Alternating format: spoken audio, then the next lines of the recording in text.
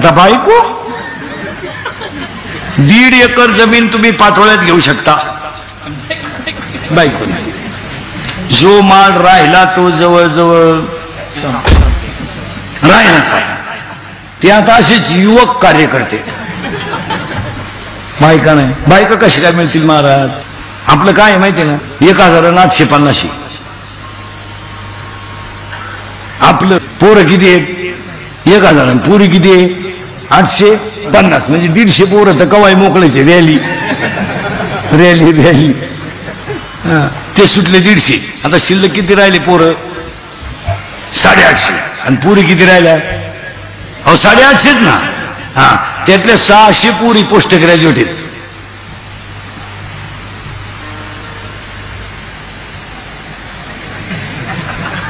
आणि 200 पोरं 12वी नापास आहेत. 100 पुरी 10वी 12वी, बाकी सगळ्या क्लास 1 पुरी. मग आता पोरगी तहसीलदार आहे, त्या मापात वर्ग आहे का तुमच्या अख्ख्या गावात? नाही. मग तुमच्याकडे नवरदेव आहेत कोणता? तुम्ही आता एकच सीझन आहे महाराज. पोरांनो पाया पडतो, पुढच्या वर्षी 2000 विन नाहीत. साली लग्न तिथी नाही ते पुढच्या वर्षी. का नाही माहिती आहे? शुक्राचा असतंय ना, अधिक महिना आहे, 25च तिथी आहे पुढच्या वर्षी. अजून 2 महिने लग्न आहे. जेवढे जमतील येतील त्याला हा म्हणा. इडी बैरी मुखी भले पहिले तिला 2 पोरं चालतील. मग आता काय सांग. आणि एवढा सीझन गेला ना तुम्ही जवळजवळ. आणि हा भ्रम डोक्यातून काढून टाका बा, नोकरीवाल्यालाच लोक मुली देतात. आता तेही दिवस राहिले नाही. आता लोक म्हणतात नोकरीला आहे, पण नोकरी किती दिवसाची आहे? आता नाही, आता ते दिवस गेले. आता एकच पर्याय लग्न न झालेल्या पोरांना, मोबाईलच्या स्क्रीनला कोणता तरी फोटो ठेवणे, झोपायच्या टायमाला पाहणे, झोपणे. नाही झोप आली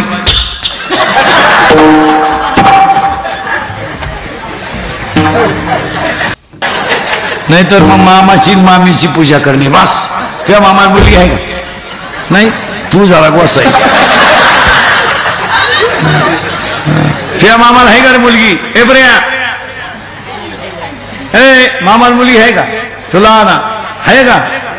आहे का? एकच आहे का? आणि तुम्ही भाऊ किती आहे? 2 आहे का? जो जास्त प्रयत्न करील तोच गड काबीज करील. हे बरे, त्या मामाला मुलगी आहे का? ए मामाला मुलगी आहे का? नाही का? मामाच लगीन झालं नाही. मामाच मोकळा त्या मामाला आहे का? अरे मुलगी आहे का मामाला? नाही. तुझ्या किती आहे? एक. तुला भाऊ? अजून एक भाऊ आहे. एक का होईना पण दुश्मन आहेच ना त्या मामाला रे. हे भैया नाही, तुम्ही टाकले त्या मामाला 3.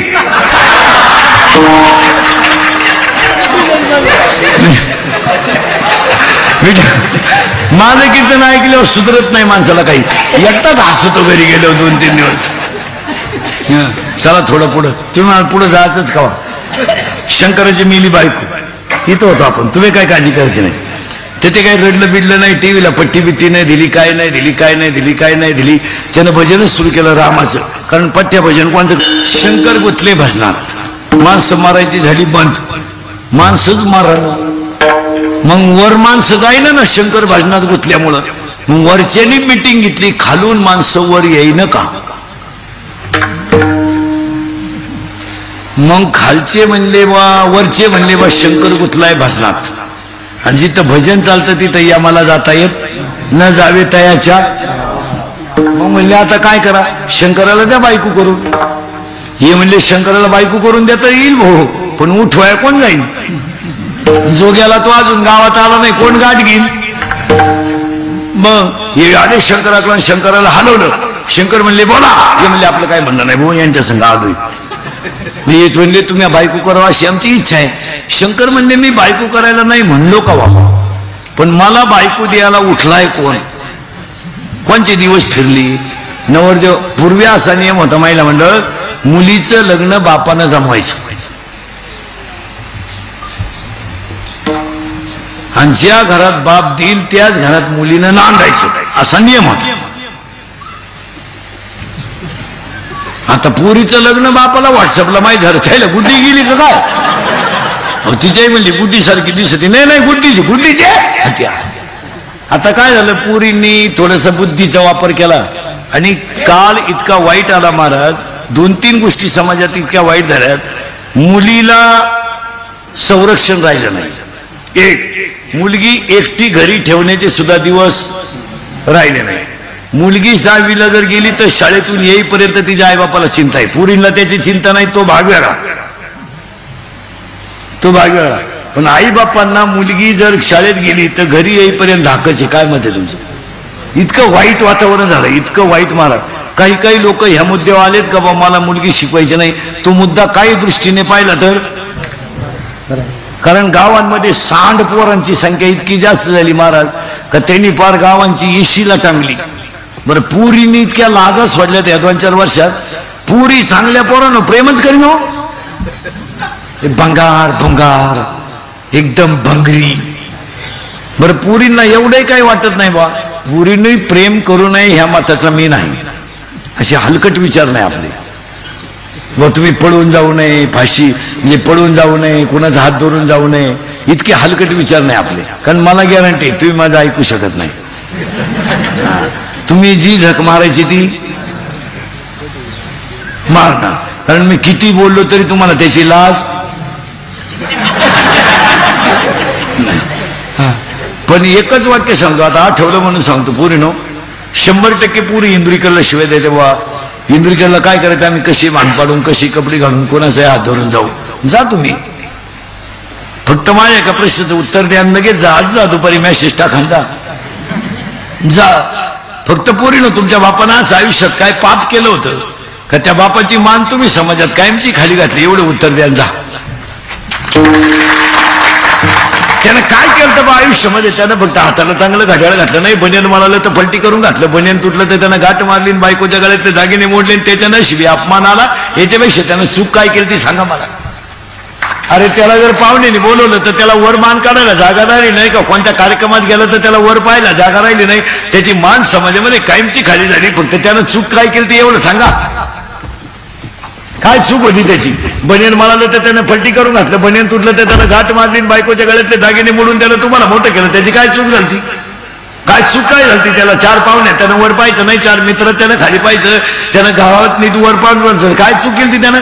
अरे तुमचा जन्म नव्हता झाला पोरीनं, तुमचा जन्म सुद्धा नव्हता झाला.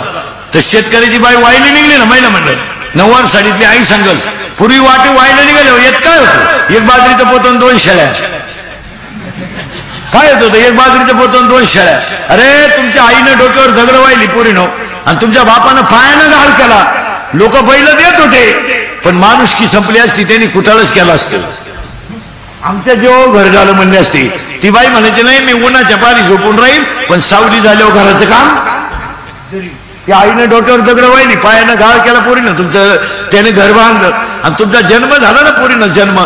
तर तुमचा बाप 15 मिनिटं एकटा हसत होता, नुसता हसत. का हसत होता माहिती का? त्याच्या आईनं त्याला सांगितलं होतं तुला जर मुलगी झाली ना तू नशिबान असशील. त्याला आईची आठवण आली, हसला तो. 15 मिनिटं हसत होता. तुम्ही 1.5 महिन्याच्या होता, पूर्ण अशा इतक्याच होत्या. तुम्ही आता शहाण्या झाल्या रे. आता हे पोपन देव यांनी भांग आणले तर आता चला वयोद्यातले कपडे आणले. आता तुम्ही भावाला टवानी वागायला लागले आणि बापांच्या माना कचा कापून टाकल्या. तुम्ही आता शहाण्या झाल्या. तर काय भेज आहे तुम्हाला? काय भेज? आता ही 10वी 12वीची कॉलेजची जाणारी टूर ही आताही अवलाद वळवळ करती. यांची काय गव्हर्नमेंट बिगर बापाची इस्टेट कमवून जगायची. सोडा करण जागा बरं महिनाभर बाहेर. मी 12 महिने सांभाळीचं तुला, तू फक्त 1 महिना बाहेर काढ. 11 महिने मी सांभाळीचं तुला, काढ बरं. उगाच आपला आई बापा बोलत नाहीत म्हणून चाललंय महाराज यांना माज आलाय. फक्त कोण बोलत नाहीत? आई बाप. जाऊ द्या बाई, आईनं झक मारायची, तिनं म्हणायची त्याला बोलत नका जाऊ, तो काही करील. लोकांची लेकरं नाही का फाशा घ्यायला लागले, आपल्यानं जर घेतलं तर काय होईल? हे आईचे कान फटा आणले पाहिजे. घेऊ दे ना पोरांना औषध, पुढे इकत आणायला वस्तू होईल परत. तो घरातून निघून जाईल, जाऊ दे गेला तर करू प्रयत्न परत. हा हसण्यावर नेऊ नका. या 4 वर्षामध्ये बाप पोरांचे खांदेकरी झाले. बापाने खांदा दिलाय पोरांना, इतकी माझ्यातल्यात आवलं. रोज उठून अपघातीत, रोज उठून तुम्ही पेपर वाचा महाराज, रोज उठून अपघात. बरं अपघात सहज होणारच नाही हो. हे बा एखाद्या ड्रायव्हरला झोप लागू शकते किंवा एखादा बळच येऊन धडकू शकतो. सगळे ऍक्सिडेंट बिगर व्यसनाचे होतील. आता आपण प्रवास करीत नाही का? मला 25 वर्ष झाले पोरं मी प्रवास करतो. हे 25व्या वर्षी मला महाराज झाल्या. मी 15 स्कॉर्पिओ वापरल्यात. मी 11 महिन्यात गाडी बदलतोय. 11 महिन्यात, 12 महिने ठूत सुद्धा नाही. 11 महिन्यातच वाजत होती ती. रात्री होती इंदापूरला, आता आली इथं. आता इथून चालली सानपाड्याला, चालली मुंबईला, उद्या चालली दुसरी. हलक्या हाती 3 करतो रोज रोज. मी काही सीझन मधला बुवा नाहीये. हे बा सप्ताह बसला बाबा झाला. कसाही महिना निघू 80-85 80-85. 80ला तर दगडा आपटा भ्याव नाही. महिन्याला 80 तर आहेच. जेव्हा 60 असतील तेव्हा हाफ सीझन. मग केस कमी आहेत अंगाची, एवढी गावं पाहिलीत म्या. हे आरामीला फुकट मिळाल्यामुळे होता आलाय नाही तर यांची काय टाप आहे काय मध्ये तुमचं. यांना घर राहते मिळाले, राहते मिळाली, बाजू घेणारी आई मूर्खासारखी पोराची बाजू किती. अरे केरळवरून एवढं एवढं पोर आलंय आपल्याकडं. पेट्रोल पंपाच्या शेजारी त्या फळकटावर झोपत आहे. त्यांनी गुंठाभर जमीन घेतली हायवेला.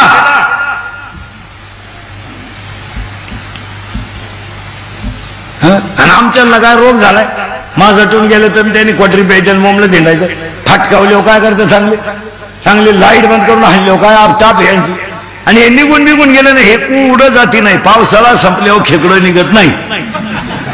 यांना कोण खातं सीझन संपले हो. आणि कोण कोणाला पोसायला मोकळा आहे. पोरीनं तुम्ही 1.5 महिन्याच्या होत्या अशा एवढ्याच होत्या. तुमची आई तुम्हाला आंघोळ घालायची तर कशी घालायची माहिती का?